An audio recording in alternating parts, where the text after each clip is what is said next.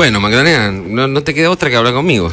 Pero encantada. Porque se fue el doctor Lanata. De vez en cuando se va. Efectivamente. Pero fíjate vos que estaba escuchando el tema del meteorito que causó una explosión brutal en el sur de Santa Fe. Sí. Y viste que estaba anunciado pero decía algo así el cable, si no recuerdo mal, que un asteroide iba a rozar una estrella y que por eso muy cercana a la Tierra se iba a producir esta explosión.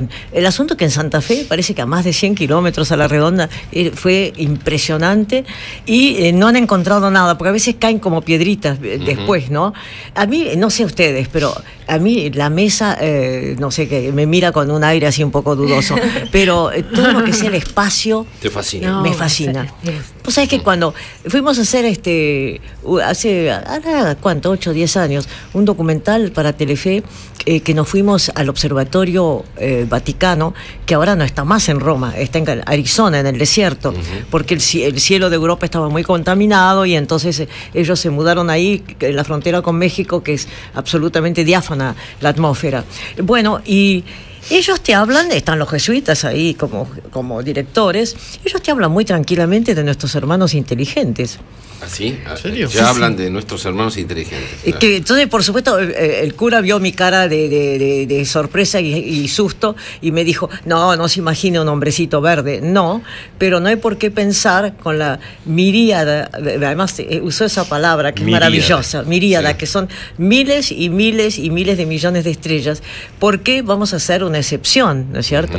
Para mí que algún contacto han tenido, porque vos no sabés lo que es el emplazamiento del observatorio, los edificios, el telescopio radioactivo que tienen, que abre sus puertas al atardecer para que los rayos del sol poniente den en la esfera del telescopio, que vos, viste, siempre te imaginas, yo por lo menos, un telescopio con un tipo mirando, sí, no, sí. Es una sala enorme llena de computadoras en donde van incorporando la información que llega y ellos te dicen que no podés ir hasta las 3 de la tarde porque observan, entre comillas. Quiere decir, obviamente, el último rayo del sol y toda la noche es el horario de trabajo de ellos, claro, ¿no? Claro. O sea que hay una adaptación, porque para la Iglesia Católica es un conflicto, o fue un conflicto durante un tiempo, la idea de que hubiera otros seres en otras galaxias, digamos, ¿no? Porque, bueno, el hombre había sido creado a imagen y semejanza de Dios, ¿no?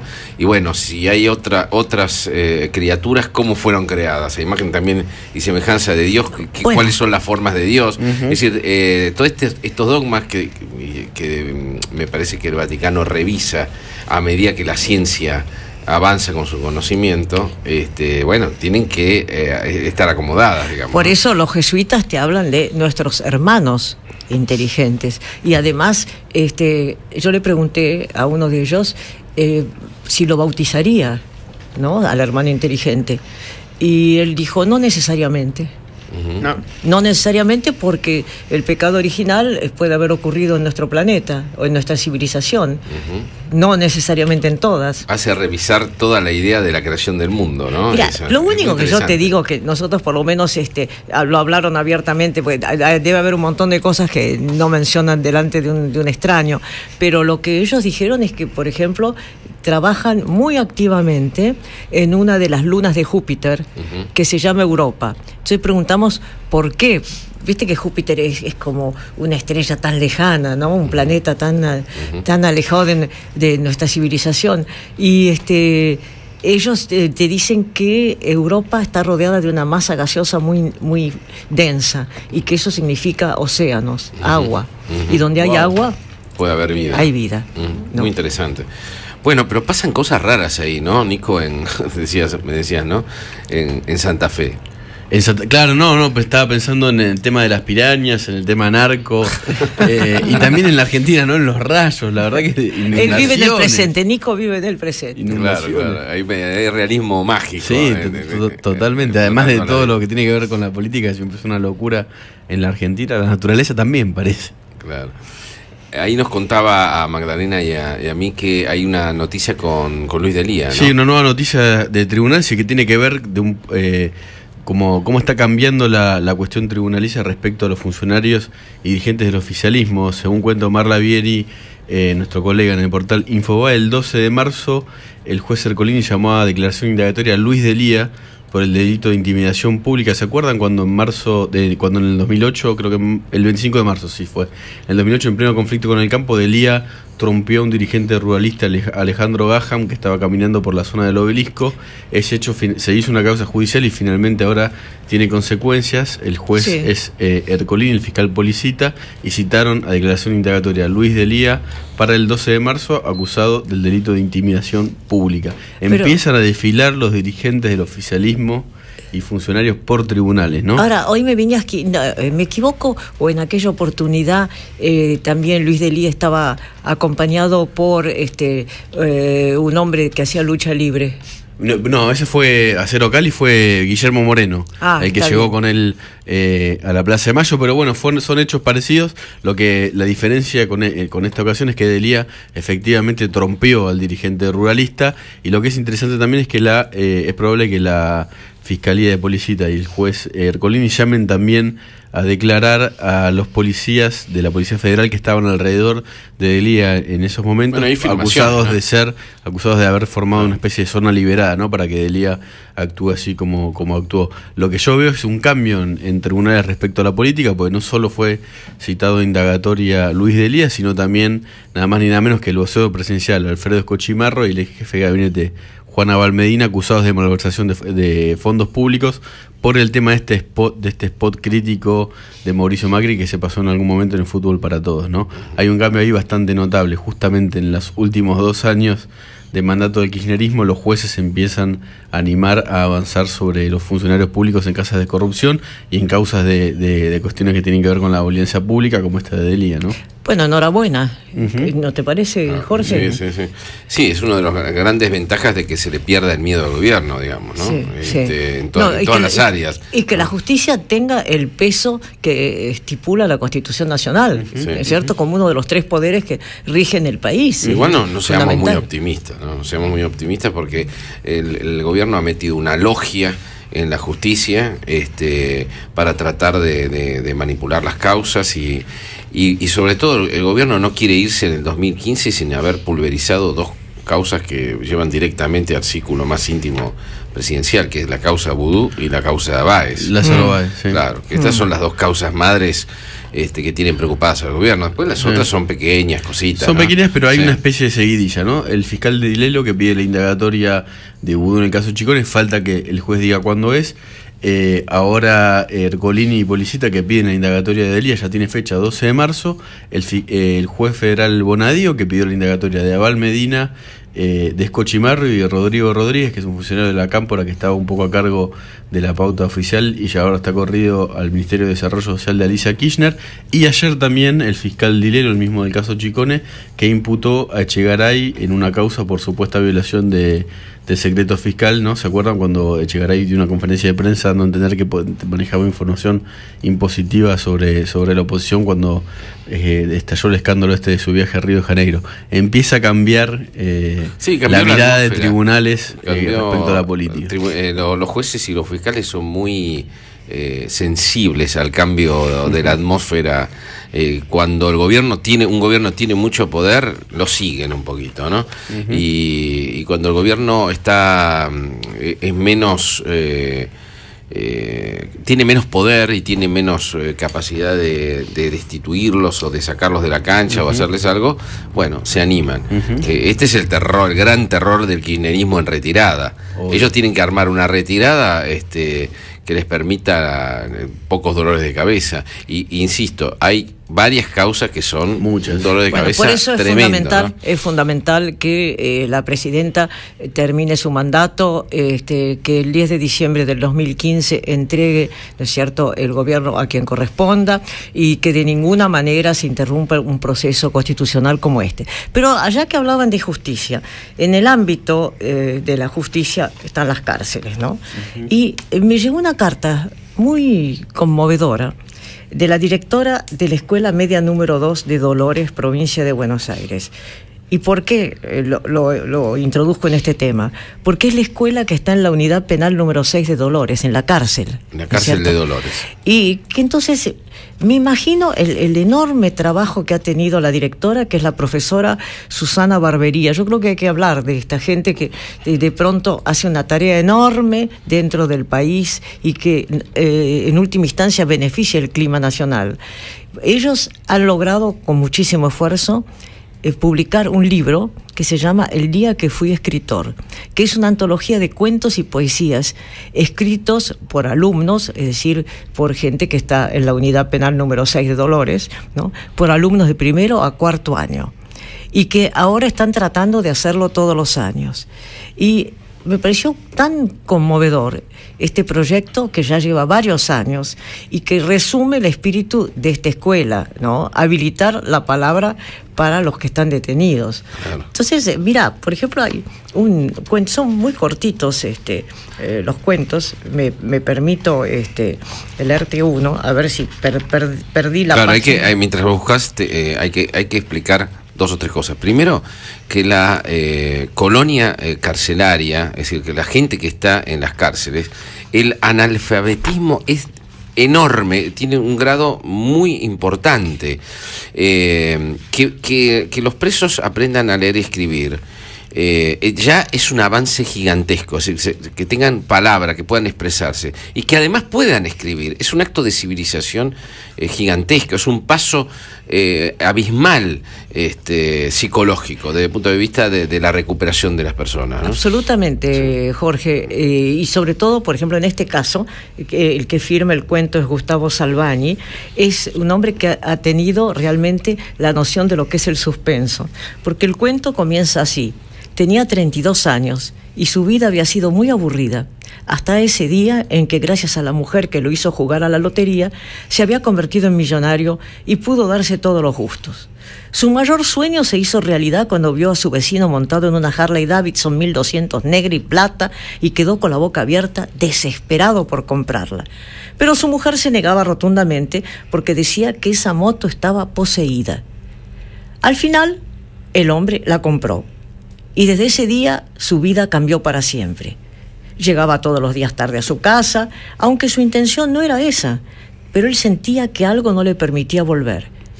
Pero no le importaba nada más que su moto. Un día volvió a su casa, decidido a contarle a su mujer que en realidad quería vender la moto, porque ella al final podía tener razón. Sin embargo, ella no estaba. La buscó largos días. Hizo varias denuncias por su desaparición y después de 10 años aún la sigue buscando. Está muy bien el cuento, sí. Excelente.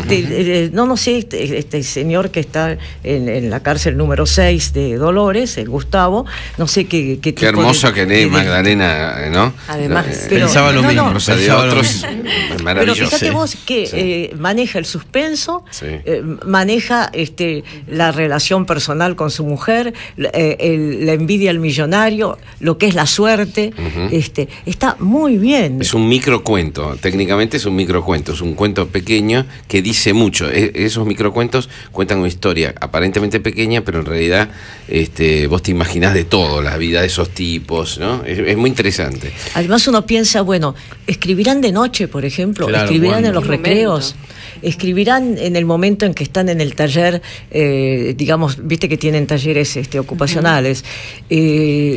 ¿Cómo será? Y yo creo que también, más allá de la admiración que uno le despierta, la directora de la escuela media que funciona en la cárcel, la profesora Barbería, más allá de esto, como vos decís, es un hombre que de algún modo se está preparando para el día que pueda volver a la libertad, ¿no? Eso es muy interesante porque la gente, la sociedad también ha sido cruel en este sentido, víctima, como fue, de políticas muy erradas en materia de seguridad, no cuidada por el Estado. Hay gente que quiere que la gente, digamos, los delincuentes, los que delinquen, se pudran a la cárcel y mueran para siempre ahí. Hay delincuentes que han hecho pequeños actos de delincuenciales iban a la cárcel y otros que habían hecho cosas gravísimas y deberían estar adentro para siempre. Pero más allá de eso, el carácter de reparación de las cárceles es un concepto que el argentino no termina de comprender y el Estado no termina de asumir. El Estado no termina de asumirlo. Después de 10 años hay denuncias de organismos de derechos humanos como el CELS de violaciones a las cuestiones más básicas del ser humano en las cárceles de kirchnerismo después de 10 años de gobierno, lo que no con mucho dinero y fondos públicos para haber podido invertir en las cárceles. Mira, Pérez Esquivel, por ejemplo, que visita regularmente las cárceles, es una persona que no tiene tregua, que incesantemente está haciendo denuncias, y justamente como marcás vos, Nico, ¿qué pasa con la reeducación de quienes por X motivos han terminado en la cárcel, ¿no? ¿Qué pasa con su readaptación a la sociedad? Claro. ¿No? Sí. No, nosotros no nos ocupamos y las cárceles son simplemente escuelas del delito, claro, y del resentimiento. Macabras, que cuando sale la gente de ahí, en lugar de haber mejorado, empeora y te agarra por la calle y te quiere matar y no tiene. Entonces digo, está fallando lo central. Hay dos hechos muy interesantes. Una vez tuve que ir a una escuela marginal, muy marginal. Y la directora me dice, bueno, explíquele a estos chicos por qué tienen que agarrar un libro, por qué tienen que leer. Voy a cometer voy a decir una mala palabra, Magdalena, perdóname, porque eso es una gran dama. No será la primera vez que escucho alguna, guau. Bueno, y a mí no se me ocurrió, cuando me enfrenté a ellos, a chicos que no leían y que vivían en barrios muy humildes, casi muchos de ellos metidos en la miseria, yo les dije, lo único, me salió de corazón, mira, leen para que no los caguen. Porque leer es ya un acto de conciencia y de cierta lucidez que te protege del abuso de la vida y de la miseria de la vida, ¿no? Y después Claudio Spector, que es un gran el de los coros, organizador, que lamentablemente quedó ahora fuera de ese programa. Qué lástima, porque eran los coros de todos los distritos de la ciudad de Buenos Aires, ¿no? Un verdadero héroe. Puede ser que lo tomen de nuevo ahora, dicen, esperemos, realmente, porque es un héroe. Él me contaba, dice, ¿vos sabés lo que es una chica en una villa, en una miseria, en el lugar más miserable de una villa?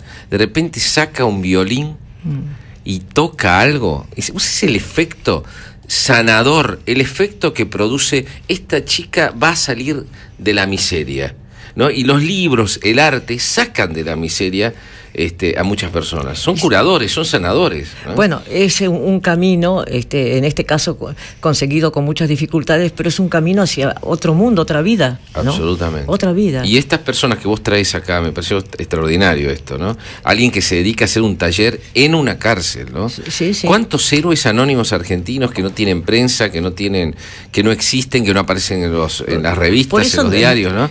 Por eso yo quería nombrar justamente a la profesora Barbería, porque ser directora de una escuela dentro de un penal debe ser una cosa complicadísima y además de un esfuerzo personal enorme. Total. Y después también estaba viendo, qué curioso cómo hay delitos que desaparecen de la crónica y vuelven a aparecer. Viste que en las últimas horas un tipo de Etiopía a Roma secuestró un avión, ¿no? Sí. Bueno, el último secuestro de un avión había sido en 1987 en Ginebra, cuando un tipo del Hezbollah tomó el control de un vuelo de Air Afrique y ahí fue muy terrible, murió una persona, hubo un montón de heridos y todo. En este caso, era el copiloto, ¿viste? Una cosa, claro, que lloraba, parece que lloraba desconsoladamente. No era un terrorista, era un tipo que lloraba porque quería huir de Etiopía, de su país, donde el régimen parece que es terrible, ¿no?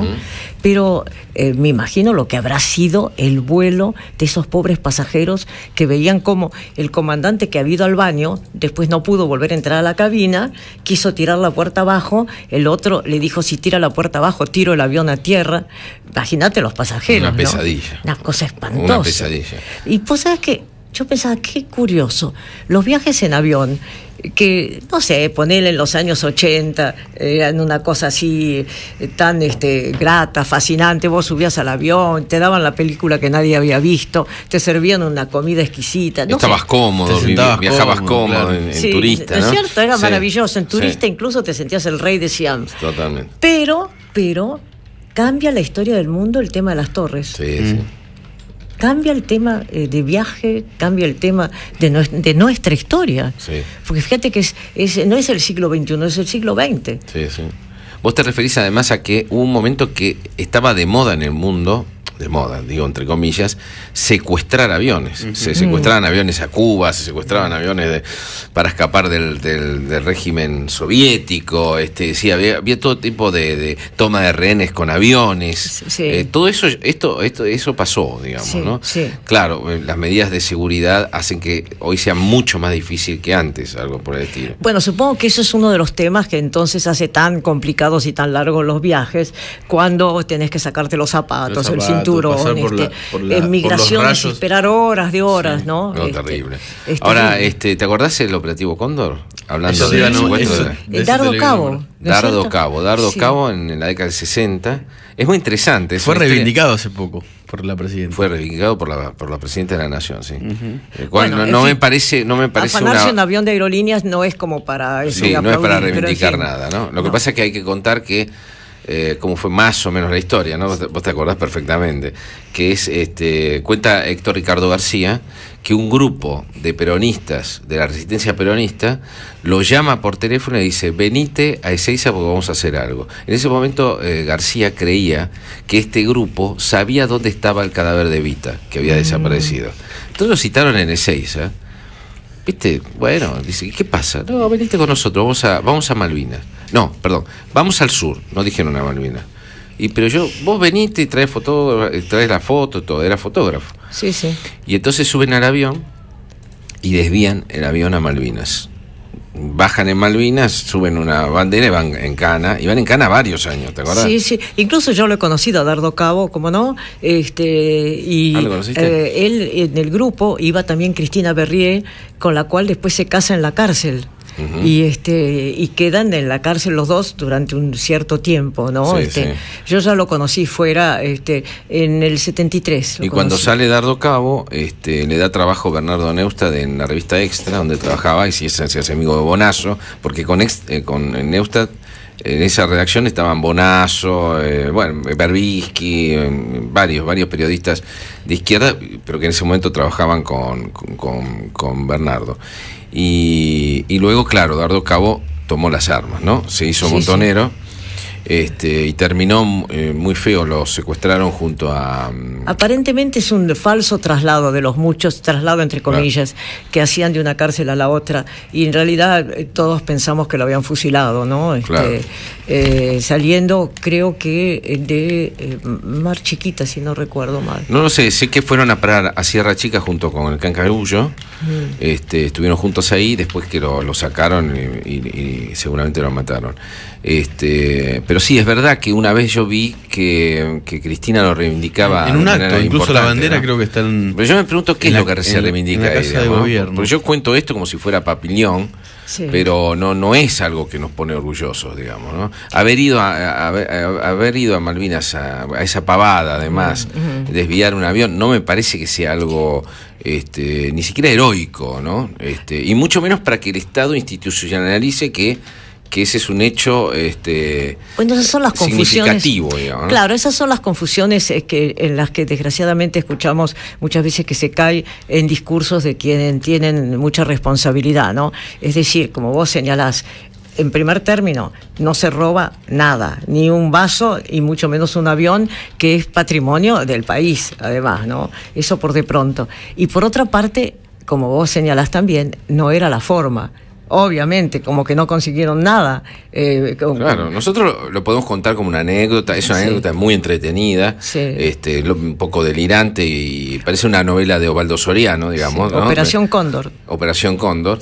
Pero una cosa es esto y otra que el Estado institucionalice que Dardo Cabo es un héroe. Claro, Cristina dijo, haber hecho, ¿no? Cristina dijo, en aquel momento de dictadura decidieron un acto de patriotismo y de reconocimiento nacional, fueron a nuestras Malvinas a plantar la enseña nacional. Dijo sí, Cristina. Secuestraron un avión de línea con pasajeros y todo, fueron hasta...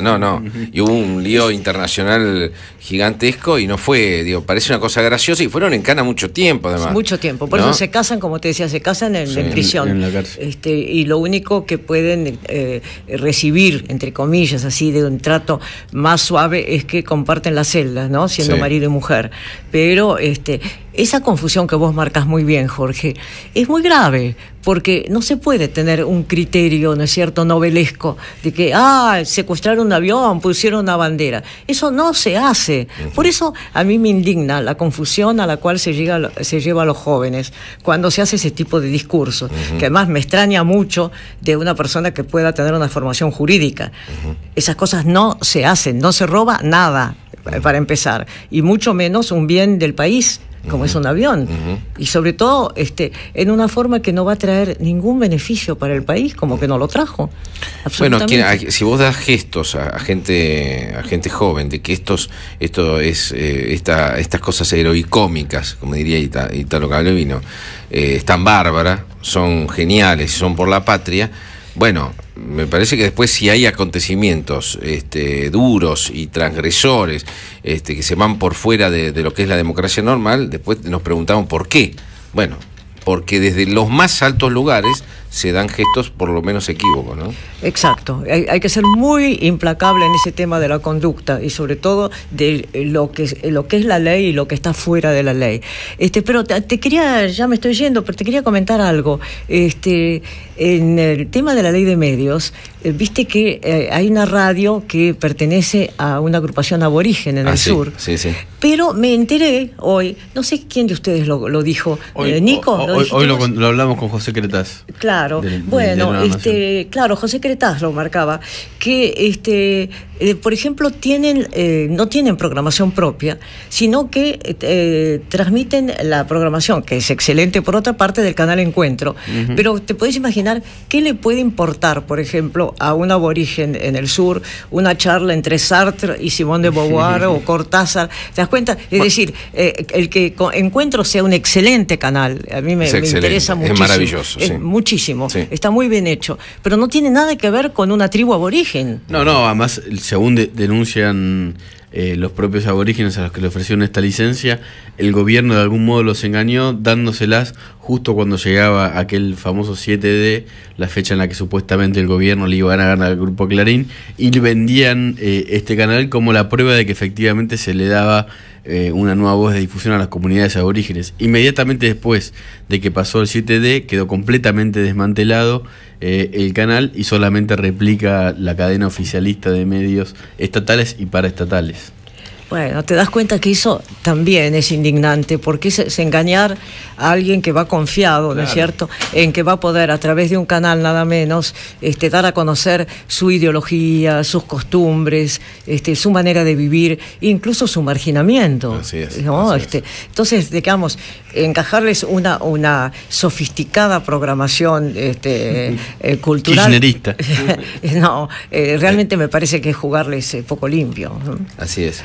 Bueno, chicos, mañana nos vemos, va a estar la Nata, quede tranquila. No tenés que hablar conmigo. Pero escuchame, es un placer hablar con todos, la verdad, la mesa es bárbara y Jorge, mejorate. Hasta mañana. Che, Jorge, te vi con Sofovich contestar todo, sabés todo, impresionante. Ahora